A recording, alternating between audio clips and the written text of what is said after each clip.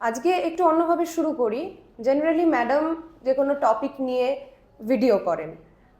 আজকে আমি যে কোয়েশ্চেন্সগুলো পেশেন্টদের কাছ থেকে সচরাচর পেয়ে থাকি বা আমার কলিগসরা যেগুলো পেয়ে থাকি সেগুলো নিয়ে আমরা ম্যাডামকে একটু কোয়েশ্চেন করব, উত্তরগুলো জানার চেষ্টা করব। ম্যাম, আমাদের ওয়েবসাইটে এবং অনেক সময় অনেক পেশেন্টেরও এটা যখন ফোন পাই এটা জিজ্ঞাসা করে যে তারা বন্ধ্যাত্ব সমস্যায় ভুগছে, কিন্তু এই বন্ধ্যাত্ব সমস্যা মানেই কি আইভিএফ?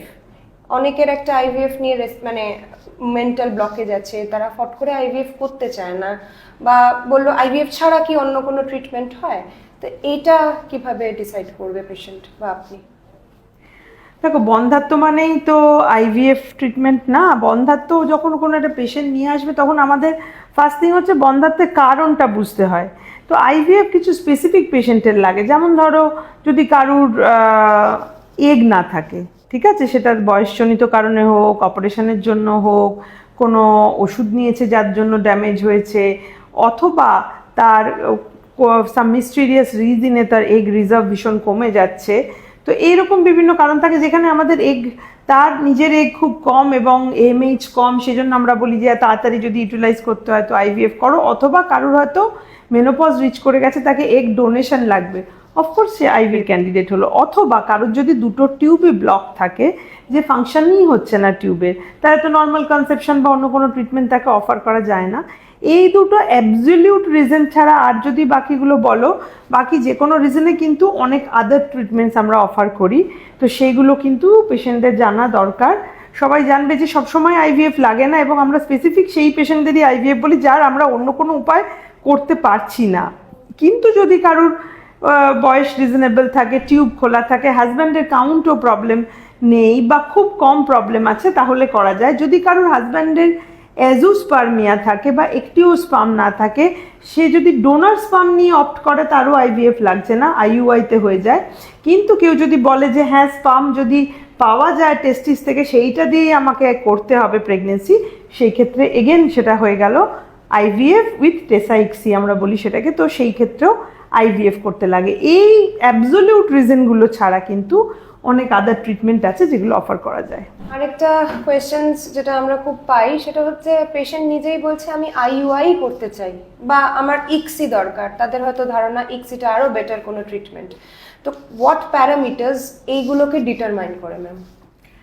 দেখো, ইক্সি হোক, আইভিএফ হোক, আইইউআই হোক, এটা মানে এরকম না যে এটা কোনো একটা ফ্যান্সি ট্রিটমেন্ট আমি করাতে চাই তাই।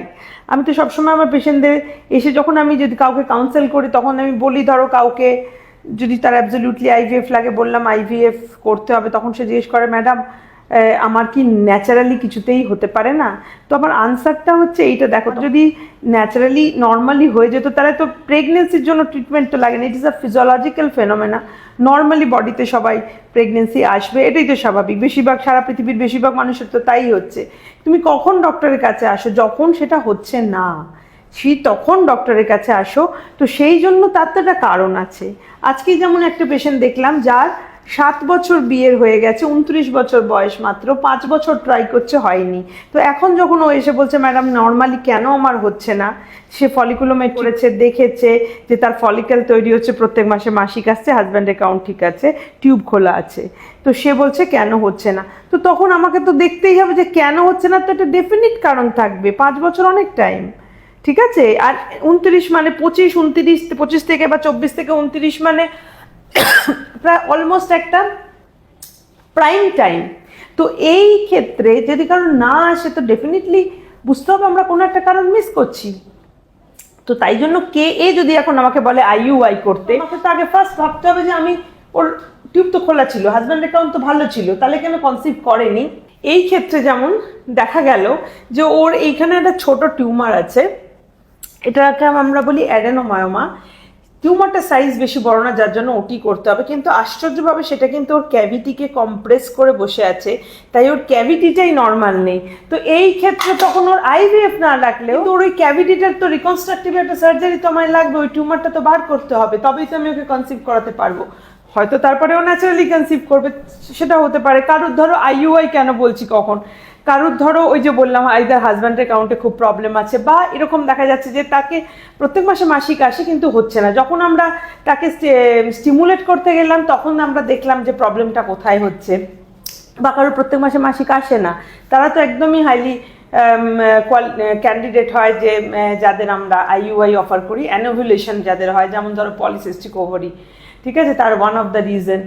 অথবা কারোর যদি ওই যে বললাম ডোনার সিমেন্ট নিয়ে ট্রিটমেন্ট করতে হবে, সেক্ষেত্রে আইইউআই করতে হয়। আদারওয়াইজ আইভিএফ এর যে সবসময় একটা স্পেসিফিক রিজন থাকে, তো সেইটা না থাকলে আমরা শখের খাতিরে কাউকে আইভিএফ করি না। তো কোয়েশ্চেন আসে, যেটা কোয়েশ্চেন আপনার চেম্বার থেকে বেরিয়ে first question we have to face, সেটা হচ্ছে কস্ট অফ আইভিএফ।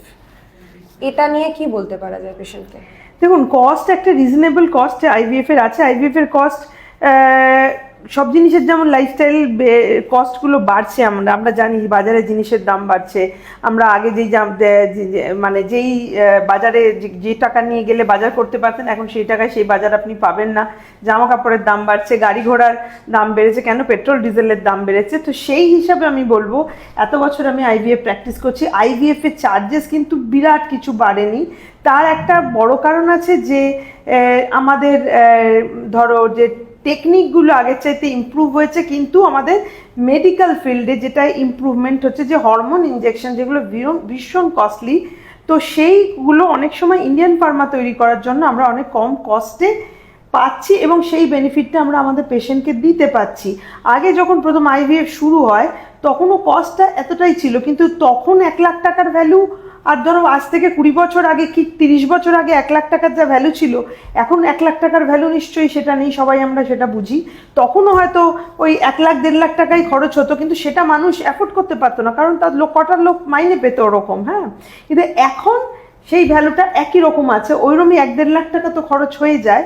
কিন্তু তোমার যেটা বুঝতে হবে যে আগে ওষুধগুলো আমাদের দেশে তৈরি হতো না, বিদেশ থেকে ইম্পোর্ট করতে হতো পুরোটা, ন্যাচারালি সেগুলোর দাম বেশি পড়ে যেত, সেই বেনিফিটটা পেশেন্টকে আমরা দিতে পারতাম না। এখন যেহেতু এটা হোম ম্যানুফ্যাকচার হচ্ছে, ইন্ডিয়ান কোম্পানিগুলো তৈরি করছে, এবং সবাই জানে যে ইন্ডিয়ান ফার্মাসিউটিক্যাল সারা ওয়ার্ল্ডে এখন খুব ভালো পজিশনে আছে, এবং সারা পৃথিবীর অনেক দেশকে আমরা ওষুধ সাপ্লাই করি, তো ন্যাচারালি কোয়ালিটি অফ মেডিসিনসগুলো ভালো হয়, সেই জন্য আমরা সেই বেনিফিটটা সেটা কম দামে পাচ্ছি, যেহেতু আমরা এখানে বসে পাচ্ছি সেগুলো, এবং সেটা আমরা বেনিফিটটা পেশেন্টকে দিতে পারছি। সেই হিসাবে আমি বলবো, আগেও তোমার 1-1.5 লাখ টাকা খরচা আইভিএফে হতোই, এখনও সেটা হচ্ছে, কিন্তু পদ্ধতিটা অনেক ফাইনার হয়েছে, অনেক, যেমন আল্ট্রাসাউন্ডগুলো ইমপ্রুভ করেছে, মেশিন ইমপ্রুভ করেছে, আমাদের মিডিয়া ইমপ্রুভ করেছে, তার জন্য আমাদের সাকসেস রেট অলমোস্ট 50 to 60% আমি স্ট্যান্ডার্ড বলি এখন, ঠিক আছে। খুব খারাপও হলে সেটা হয়তো 30%, আর তোমার বাকি হচ্ছে তোমার অনেকের ক্ষেত্রে আরও বেশি, যারা ইয়াং পেশেন্ট হয় বা অনেক এমব্রিও ভালো তৈরি হয় তাদের ক্ষেত্রে তো একদম 70% অব্দি সাকসেস হয়।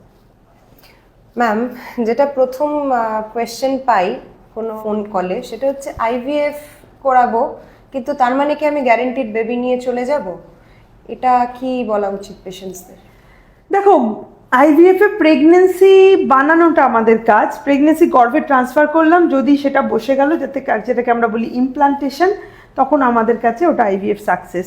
কিন্তু এই আইভিএফ সাকসেস যেখানে HCG, beta HCG tester positive আসছে, আমাদের সবার মুখে একটা চওড়া হাসি ফোটায় যে প্রেগনেন্সি এসে গেছে, ব্যাস ইমপ্লান্টেশন হয়েছে।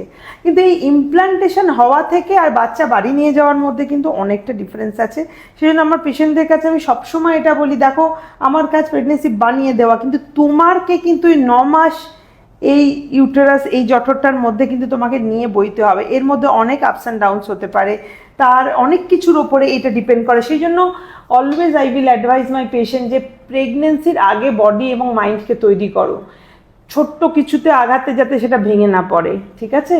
তো এটা একটা কঠিন টাইম, সবসময় অনেক কিছু আমরা ওষুধ দিয়ে তো চেষ্টা করি, কিন্তু সব কিছু সম্ভব না ওষুধ দিয়ে কন্ট্রোল করা। মানুষের ইমিউনিটি, যেটা প্রেগনেন্সিতে এত বড় একটা ফ্যাক্টর আছে, তো ইমিউনিটি কার কীভাবে কাজ করবে এটা কেউ কন্ট্রোল করতে পারে না, ওষুধ দিয়ে কন্ট্রোল করা ইম্পসিবল। তো সেই ক্ষেত্রে ইমিউনিটি, ডিপ্রেশন, অ্যাংজাইটি, এগুলো সবই কিন্তু তোমার অ্যাফেক্ট করতে পারে বিভিন্নভাবে মানুষকে, মানে প্রেগনেন্সি সাকসেস মানে টিল লাইফ বার্থ এফেক্ট করতে পারে। এই জন্য এইটা মাথায় রেখেই করতে হবে। আর যদি কারোর নিজের আগে থেকে মেডিকেল কোনো কন্ডিশনস থাকে সেগুলো যদি কন্ট্রোল না থাকে, যেমন তার মধ্যে ডায়াবেটিস হচ্ছে একদম 1 নম্বর, ব্লাড প্রেশার, ডায়াবেটিস, এগুলো কিন্তু খুব নেগেটিভলি প্রেগনেন্সিকে অ্যাফেক্ট করে। তো এইগুলোকে সুন্দর করে আগে থেকে কন্ট্রোল রাখা, কারোর জেস্টেশনাল ডায়াবেটিস বা ডিউরিং প্রেগনেন্সি ডায়াবেটিস হয় সেইটাকে সুন্দর করে কন্ট্রোল করা, একটু স্বাভাবিক জীবনযাত্রা করা, একটু হাঁটাচলা করা, ঠিক আছে। আর হচ্ছে তার সাথে সাথে লিভার ফাংশন অনেক সময় দেখা যায় অল্টার্ড হয়, স্পেশালি আইভিএফ প্রেগনেন্সিগুলোতে। আমরা আজকাল যে কোনো প্রেগনেন্সিতে এই রেটটা খুব বেড়ে গেছে। আইভিএফ প্রেগনেন্সিতে যেহেতু আমরা হরমোনগুলো প্রথম দিকে এতগুলো ইউজ করতে হয়, সেই জন্য অনেক সময় কারো লিভার ভালো করে ফাংশন করে না। সেগুলো যারা প্রেগনেন্সির পরে যে অবস্টেট্রিশিয়ানকে দেখাচ্ছ তারা নিশ্চয়ই বলে দেবে, নিশ্চয়ই টেস্ট করে দেখবে যে অনেক সময় কমপ্লেনটা খুব ভেগ থাকে, কিন্তু তখন টেস্ট করলে দেখা যায় লিভার ফাংশন কিন্তু অল্টার্ড হয়েছে। তো সেই ক্ষেত্রে সেটারও আবার আউটকাম খারাপ করতে পারে, বেবি গ্রোথ প্রবলেম করতে পারে। তো এই জন্য এগুলো যদি সব ঠিকঠাক যায় তাহলে ডেফিনেটলি সাকসেস রেট খুব ভালো করা যায়। সেই জন্য লাইভ বার্থ রেট সবসময় বলা হয় যে আমরা সাকসেস রেট বলি, তার চাইতে এই যে বললাম 70% সাকসেস রেট হতে পারে, কিন্তু লাইভ বার্থ রেটটা 70% হয় না। কারণ মাঝপথে অনেকে প্রেগনেন্সিগুলোকে লুজ করতে থাকে, কে কোথায় ডেলিভারি করেছে। আমার এরকম অনেক পেশেন্টের রয়েছে যারা অনেক দূরে গ্রামে গঞ্জে থেকে এসছে, তারা লোকালি কোথাও গ্রামেতে হয়তো ডেলিভারি করতে গিয়ে বেবি লুজ করেছে। বাংলাদেশের পেশেন্টদের এরকম হয়েছে যে বেবিটাকে সার্ভাইভ করানো যায়নি, নার্সারিতে পাঠানো হয়েছে, প্রিটার্ম হয়েছে, মারা গেছে। এরকম অনেক কিছু থাকে যেগুলো আমাদের হাতের কন্ট্রোলের বাইরে, তো সেগুলো কিছু করার নেই। বাট বলতে পারি যদি হেলদি লাইফস্টাইল, হেলদি মেন্টালিটি বজায় রাখো, সব কিছু যদি মেডিকেল প্রবলেম থাকো সেটাকে যদি ভালো করে কন্ট্রোল করো, তাহলে কিন্তু লাইভ বার্থ রেট খুবই ভালো হবে। আরেকটা কোয়েশ্চেন চট করে নি ম্যাম, কতবার আইভিএফ করা যায়? দেখো আইভিএফ কতবার করা যায় বলতে গেলে ওরকমভাবে কোনো লিমিট নেই, কিন্তু ইউজুয়ালি আমরা বলি দেখো 2 থেকে 3টে সাইকেলের মধ্যে কনসিভ করার চান্স অলমোস্ট 70, 80, 90% অবধি হতে পারে। সেই ক্ষেত্রে যদি বারবার ফেলিওর হচ্ছে, কারণ আমরা জানি সেই ক্ষেত্রে, যেমন আজকেও আমি পেশেন্ট দেখেছি যার অনেকগুলি আইভিএফ হয়েছে কিন্তু তার প্রেগনেন্সি কনসিভ করাতে পারেনি, কিন্তু সেখানে কারণ কিন্তু আমি জানি, যে কারণ আমি ডিসক্লোজ করতে চাই না, কারোর পার্সোনাল কারণ, কিন্তু পেশেন্টও জানে কেন হয়নি, কিন্তু তখন সে তাও যদি বলে যে না ম্যাডাম আমার এইটা দিয়েই করতে হবে, তো ন্যাচারালি আমি যখন দেখতে পাচ্ছি আমার এমব্রিও কোয়ালিটি খারাপ আসছে, তো সেই ক্ষেত্রে তো তোমার কারণ তো তুমি জানো, সেক্ষেত্রে অনেক সময় মাল্টিপল অ্যাটেম্প্ট না নিলে করা যায় না। যাদের এগ কোয়ালিটি খুব ভালো, যেমন ধরো যে টিউবটা ব্লক থাকে, তারা হচ্ছে আইডিয়াল ক্যান্ডিডেট, এগ কোয়ালিটি ভালো, স্পাম ভালো, কিন্তু তাদের ক্ষেত্রে ইউজুয়ালি 1 থেকে 2 বারের মধ্যেই আমার 90% পেশেন্টই কিন্তু কনসিভ করে যান। কিন্তু কাদের স্ট্রাগল করতে হয়, যাদের এগ বা স্পাম কোয়ালিটি খুব পুয়ার, কিন্তু তারা সেটা দিয়েই বারবার প্রেগনেন্সির চেষ্টা করছেন, তখন কোয়ালিটি অফ এমব্রিও যদি কারো খারাপ আসে, সেটা তো আমরা তার জেনেটিক মেটেরিয়াল চেঞ্জ করে দিতে পারি না। তো সেই জন্য তখন অনেক সময় আমরা বলি যে তাকে অনেকগুলো এমব্রিও একসাথে করে পুল করে তারপরে একটা সিঙ্গেল ব্লাস্টোসিস যদি ট্রান্সফার দিতে পারি, তো সেই জন্য কয়েকটা অ্যাটেম্প্ট তো লেগেই যায়। Thank you ma'am. আমরা আশা করি মোটামুটি যেসব ধরনের কোয়েশ্চেন্স আমরা পাই, তার মানে আপনাদের এইগুলো কোয়েশ্চেন্স থাকে, সেগুলো আমি কেটার করতে পারলাম। আরও যদি কিছু কোয়েশ্চেন্স থাকে আপনারা নিশ্চয়ই আমাদের কমেন্ট বক্সে দিতে পারেন, ইনবক্স করতে পারেন। আমরা নিশ্চয়ই সেগুলো নিয়ে ভবিষ্যতে আবার কোনো ভিডিওতে আপনাদের দেখাবো।